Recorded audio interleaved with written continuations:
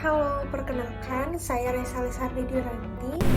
Halo semuanya, aku Gabriela Saradiandra Tanot. Berbicara tentang ketahanan kesehatan, pasti nggak jauh-jauh dari pandemi COVID-19 yang memberikan banyak pembelajaran terkait ketahanan kesehatan.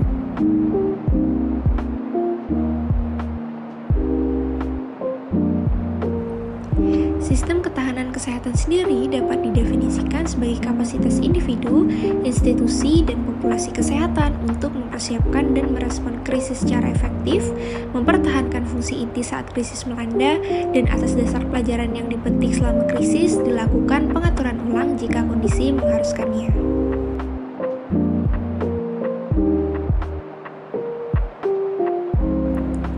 Ketahanan pada bidang kesehatan berperan sebagai penangkal berbagai ancaman dan mendukung pelaksanaan operasi pertahanan negara. Bahkan WHO berpendapat bahwa faktor utama yang membantu menciptakan kekuatan dan ketahanan suatu negara adalah sistem kesehatan yang kuat yang memberikan respon komprehensif kepada seluruh warga negara.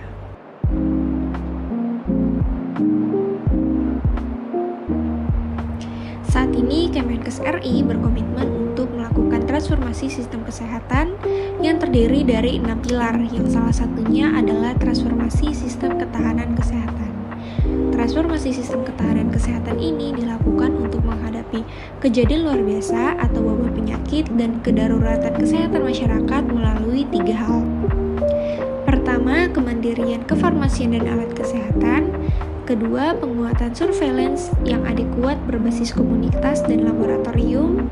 Dan terakhir, penguatan sistem penanganan bencana dan kedaruratan kesehatan. Kebijakan terhadap keadaan krisis kesehatan di Indonesia. Terdapat 2 peraturan yang kami soroti, yaitu yang pertama, Peraturan Menteri Pertahanan Republik Indonesia Nomor 32 Tahun 2014 tentang Pedoman Penanganan Krisis Kesehatan dalam Penanggulangan Bencana di lingkungan Kementerian Pertahanan dan Tentara Nasional Indonesia. Selanjutnya, Permenkes RI Nomor 75 Tahun 2019 tentang Penanggulangan Krisis Kesehatan. Prinsip penanganan krisis kesehatan adalah respon cepat, tepat, dan aman, kemanusiaan, netral, dan tidak diskriminatif, kesatuan arah, keseragaman, dan efektif, serta kepentingan pertahanan negara. Penanganan krisis kesehatan dilaksanakan melalui tahap pra-bencana, tanggap darurat, dan pasca bencana.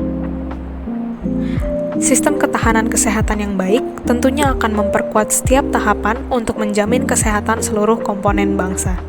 Pemerintah pusat dan daerah bertanggung jawab dalam penanggulangan krisis kesehatan.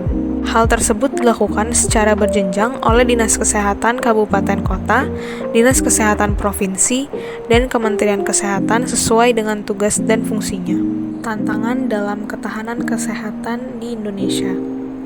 Tantangan menegakkan ketahanan kesehatan di Indonesia meliputi beberapa aspek, seperti yang pertama, disparitas akses fasilitas pelayanan kesehatan. Yang kedua, kurangnya sumber daya manusia dan finansial di daerah. Yang ketiga, kompleksitas dinamika masalah kesehatan. Keempat, ketidaksiapan dalam menghadapi dinamika dan kedaruratan kesehatan. Kelima, penguatan sistem kesehatan nasional yang tahan terhadap berbagai ancaman. Yang keenam, sistem informasi kesehatan Indonesia yang masih terfragmentasi. Contoh isu terkait ketahanan kesehatan di Indonesia. COVID-19 merupakan salah satu isu terkait dengan ketahanan kesehatan. Hal yang disoroti dalam ketahanan kesehatan Indonesia, terutama saat pandemi COVID-19, adalah ketidaksetaraan akses.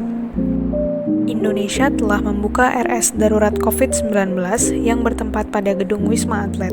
Namun faktanya, tidak semua pasien mendapatkan perawatan di sana. Hal tersebut diakibatkan oleh kapasitas yang tidak mencukupi. Begitupun di daerah lain, banyak rumah sakit yang penuh sehingga pasien COVID-19 sulit mendapatkan perawatan yang maksimal.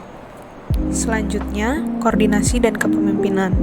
Kelemahan yang cukup terlihat pada saat pandemi COVID-19 adalah koordinasi antar lembaga pemerintah terkait dengan data korban atau pasien yang terinfeksi virus corona.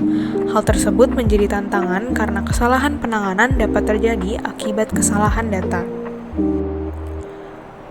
Poin berikutnya terkait dengan kesadaran masyarakat. Masih ada masyarakat yang acuh terhadap protokol kesehatan tersebut dikarenakan oleh berbagai alasan, seperti malas, tidak percaya dengan virus corona, dan merasa kegiatannya menjadi terbatas karena penerapan protokol kesehatan.